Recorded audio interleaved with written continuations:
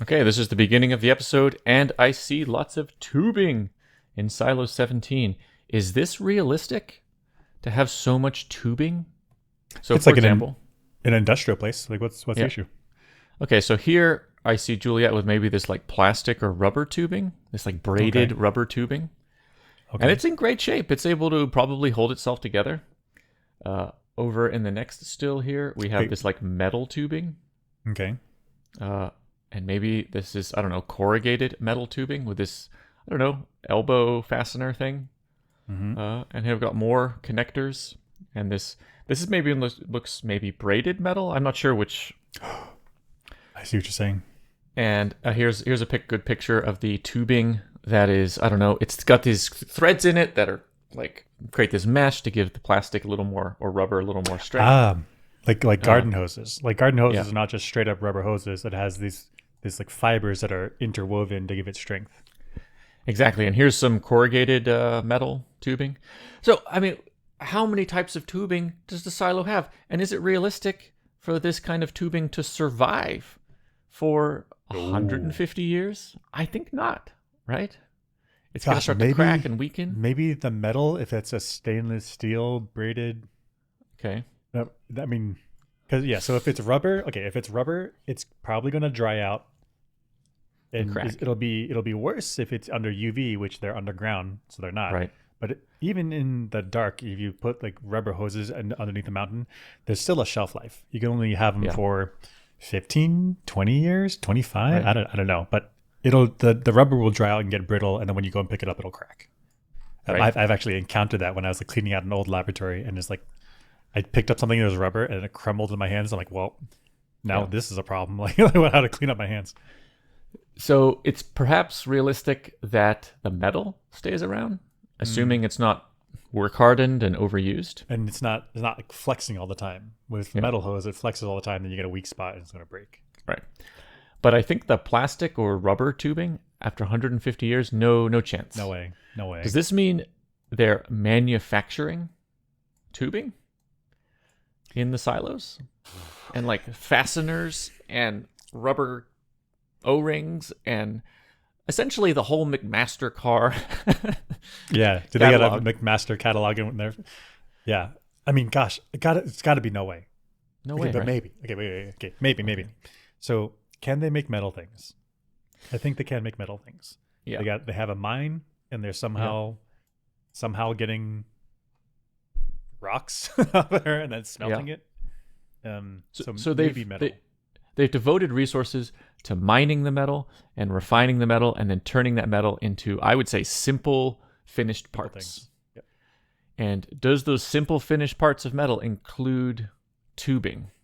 Because tubing, to me, manufacturing feels like that's a challenge.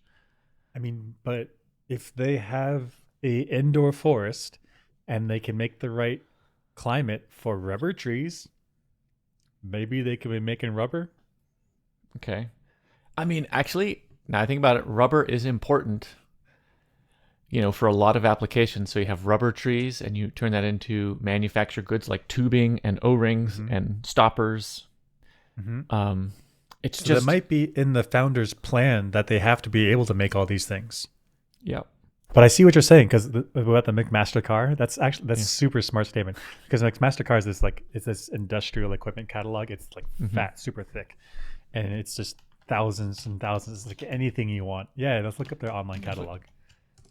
I just want to see the book. I don't know if the book exists anymore, but just get a feel for how many, like this is, Fat. we used to It's so have thick. these, yeah, still in labs today. Like this is just page after $55 page for after page of nuts, bolts, wires, tubes, All fasteners. the different combinations of slightly different sizes, slightly different threads. Yeah. So No there's no way. way the silo with 10,000 people without global supply chains, global factories, global shipping, there's no way that they're going to have this available.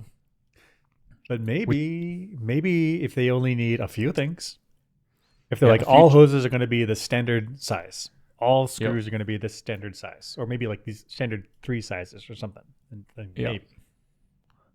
So they have maybe the founder's like, you're going to manufacture these nuts and bolts, this tubing, these fasteners. And so you got maybe a couple pages of the McMaster car catalog. that fulfills 95% of all the uses in the silo. And anything else, you just have to make custom in the mechanical machine shop. And maybe that is okay. Manufacturing hosing and these things is a challenge, and it's not 10,000 people is going to be pushed to the limit in terms of supplying these things. So, but I mean, heck, I've made a screw before. I think that's simpler than making tubing, and it still took me like 10, 15 minutes. It takes way I guess too long. there's manufacturing a single screw, and then there's manufacturing screws in quantity, which is a different beast. And then tubing, manufacturing tubing, I think that's even hard to do one time. Yeah, because you got to get that easy. For this kind of tubing with the cross braiding. You have to weave these fibers in the middle of the rubber. The rubber can't be too hot; it burns. If it's too cold, it's not it won't go in enough and won't shape. It's a delicate process. So silo, there's a part of silos, silo culture. There's multiple silos. Part of that culture we're just not seeing with all the manufacturing and supply chains or coordination and humans working together to build these parts. I mean, I'm interested in that part of the silo, and I just don't see it yet. Very interesting.